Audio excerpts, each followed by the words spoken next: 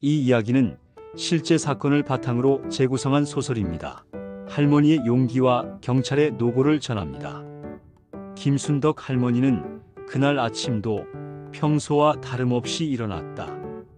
70 넘은 나이에도 새벽 5시면 어김없이 눈을 뜨는 것이 50년 넘게 이어온 습관이었다. 광안리 바다 인근의 고층 아파트 15층에 혼자 살기 시작한 지도 벌써 3년. 남편을 먼저 보내고 자식들은 각자의 삶에 바쁜 요즘 할머니에게는 베란다의 화분들이 유일한 말동무였다. 야들아, 잘 잤나? 할머니는 매일 아침 베란다로 나가 화분들에게 인사를 건넸다. 빨간 제라늄, 하얀 국화, 그리고 작은 화분에 심어둔 파슬리까지. 손자 민수가 어려서 심어준 것들이 이제는 할머니보다 더 튼튼하게 자라고 있었다. 9일 오전 10시경, 평소보다 조금 늦은 시간이었지만 할머니는 물뿌리개를 들고 베란다로 향했다. 아침 해가 따뜻하게 베란다를 비추고 있었고 화분들은 물을 달라는 듯 고개를 들고 있었다. 목마르제? 잠깐만 기다리래이. 할머니는 정성스럽게 하나하나 물을 주기 시작했다. 제라늄 화분을 들어 올렸을 때 바닥에 물이 고여 있는 것을 발견했다. 어젯밤 비가 조금 왔나 보다 싶어 걸레로 닦아내고 있는데 갑자기 뒤쪽에서 철컥하는 소리가 들렸다. 할머니가 돌아보니 베란다 문이 굳게 닫혀 있었다. 문고리를 잡아 돌려보았지만 꿈쩍도 하지 않았다. 어머, 이게 어떻게 된 일이고? 처음엔 단순한 실수라고 생각했다. 할머니는 침착하게 문을 이리저리 만져보았다. 하지만 아무리 해도 문이 열리지 않았다. 베란다 문의 잠금 장치가 고장났거나 무언가 끼인 것 같았다. 도와달라, 캐야겠네. 할머니는 목소리를 높여 외쳐보았다. 여보셔, 누구 없는겨? 도와주이소. 하지만 15층 높이에서 내려다 보이는 것은 쉴 새 없이 달리는 자동차들과 바쁘게 걸어가는 사람들 뿐이었다. 도시의 소음에 할머니의 작은 목소리는 묻혀버렸다. 시간이 지나면서 할머니는 점점 불안해졌다. 핸드폰은 거실 탁자 위에 두고 나왔고 베란다에는 물뿌리개와 화분들만 있었다. 오전이 지나고 오후가 되어도 상황은 달라지지 않았다. 해가 지기 시작할 무렵 할머니는 처음으로 진짜 무서워졌다. 11월의 밤 공기는 생각보다 차가웠고 얇은 카디건 한 장으로는 추위를 막기 어려웠다. 그래도 할머니는 포기하지 않았다. 밤새 계속해서 도움을 청했지만 깊은 밤에는 더욱더 아무도 들어주는 이가 없었다. 다음 날 새벽 할머니는 화분 사이에 웅크리고 앉아 있었다. 온몸이 떨렸고 입술은 파랗게 질려 있었다. 18시간 가까이 아무것도 먹지 못한 채 추위에 떨고 있던 할머니의 몸은 한계에 다다르고 있었다. 설상가상으로 새벽부터 비가 내리기 시작했다. 내리는 비들이 베란다로 튀어들어와 할머니의 어깨와 머리를 적셨다. 이러다가 진짜 큰일 나겠구먼. 할머니는 자신의 상황을 냉정하게 판단했다. 저체온증으로 쓰러질 수도 있겠다는 생각이 들었다. 그때 할머니의 눈에 빨래 건조대에 걸린 옷들이 보였다. 그래, 이걸로 해보자. 할머니는 떨리는 손으로 빨래 건조대에서 옷들을 하나씩 꺼냈다. 스웨터, 블라우스, 바지, 속옷까지, 그리고 옷의 소매와 바지 다리를 묶어 긴 줄을 만들기 시작했다. 연결하면 이렇게.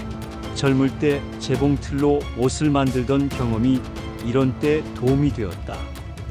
할머니는 얼어붙은 손으로 최대한 단단하게 옷들을 연결했다. 완성된 줄은 3미터가 넘었다. 오전 10시경 할머니는 만든 줄을 베란다 밖으로 던졌다. 바람에 펄럭이는 옷가지들은 마치 구조 신호를 보내는 깃발처럼 보였다. 누구든지 제발 봐주이소. 할머니는 간절한 마음으로 기도했다. 아래쪽 도로를 지나가는 사람들을 보면서 누군가 이상하게 생각해 주기를 바랐다.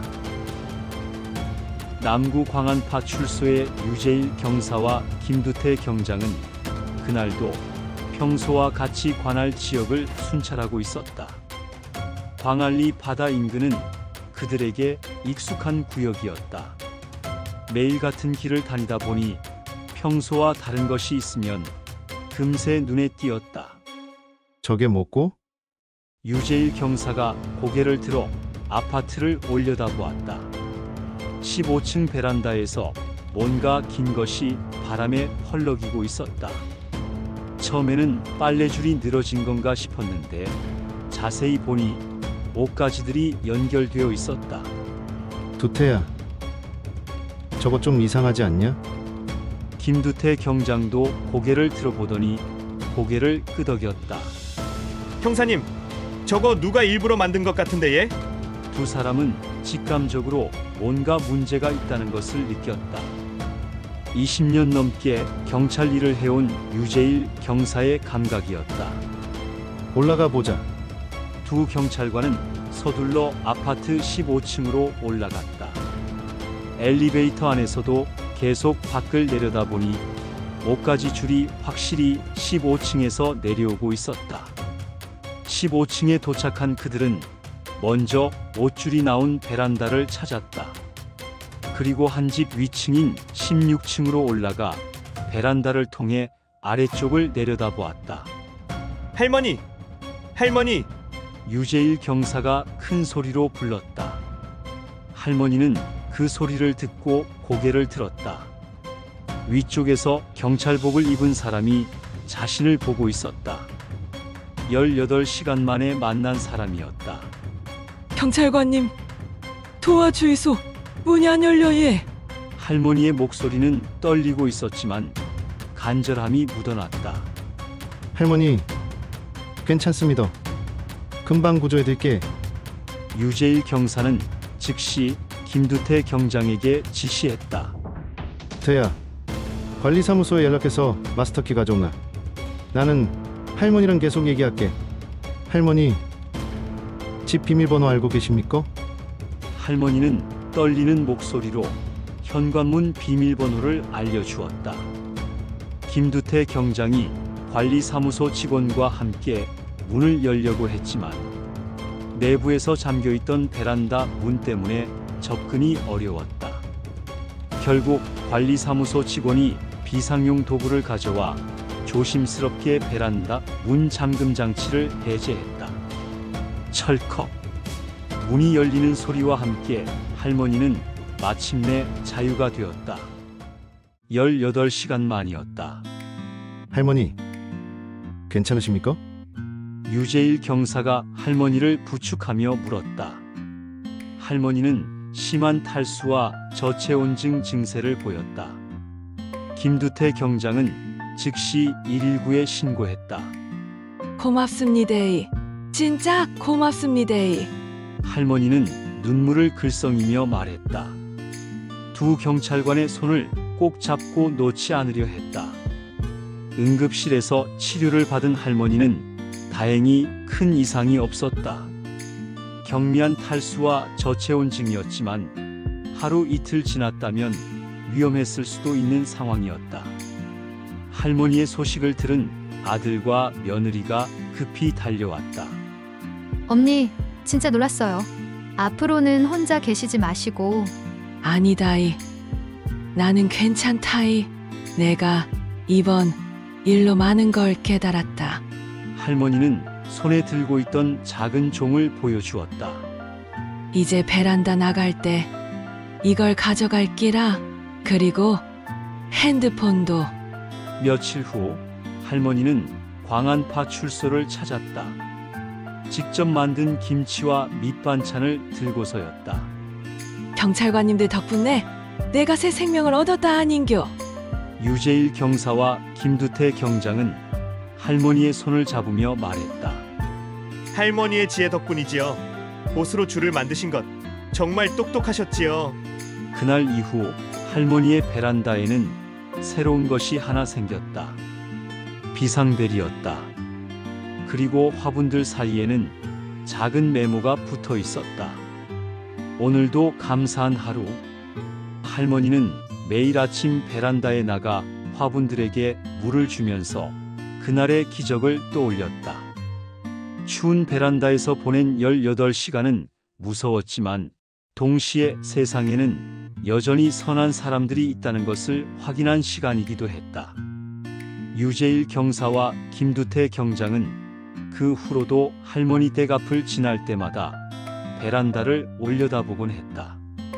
할머니가 손을 흔들면 그들도 답례로 손을 흔들어 주었다. 작은 관심과 세심한 관찰이 한 사람의 생명을 구한 날, 그것은 평범한 일상 속에서 일어난 작은 기적이었다.